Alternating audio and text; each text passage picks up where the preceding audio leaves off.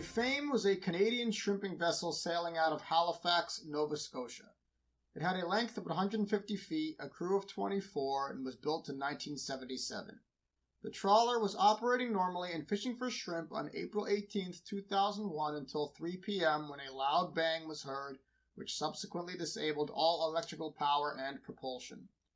An engineer went to check the engine room and encountered a thick fog and immediately became dizzy and disoriented. He quickly left the room and collapsed on deck multiple times while seeking out the chief engineer. Along with the chief engineer and another watch engineer, they went back to the engine room but were unable to enter more than a few feet before having to withdraw. It was assumed that the thick fog was the result of a fire which the emergency systems extinguished and time was needed for the gas to dissipate. After about an hour, an engineer entered the still foggy engine room using a protective mask with a breathing apparatus. He did not stay long due to a cold, burning skin sensation. A short time later, 2 other engineers made 2 trips into the engine room to investigate and experienced the same sensation. They also discovered the standby liquid refrigeration pump had exploded, but there was no sign of fire.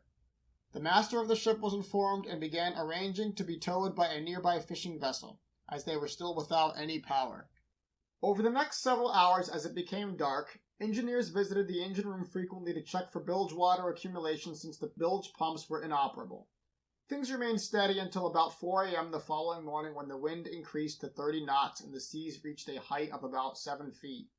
The Fame began to tilt to one side about 10 degrees, and water began to accumulate in the fish processing area of the factory deck. In the following few hours, the tilt increased to about 20 degrees, as the ship was still without power for any pumps to remove any accumulated water. At 7:30 a.m., an urgent message was sent to a nearby fishing vessel for an immediate tow.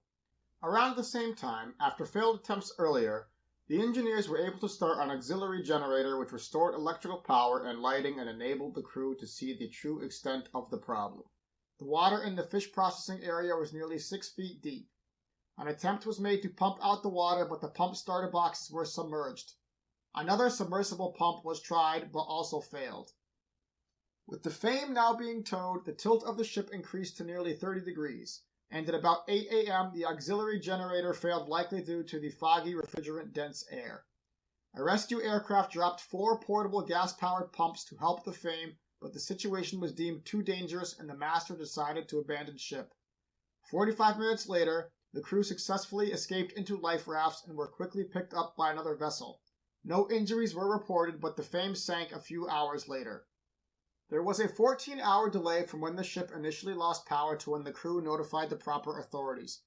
Perhaps the ship could have been saved if they had immediately requested help and the portable gas-powered pumps had arrived earlier.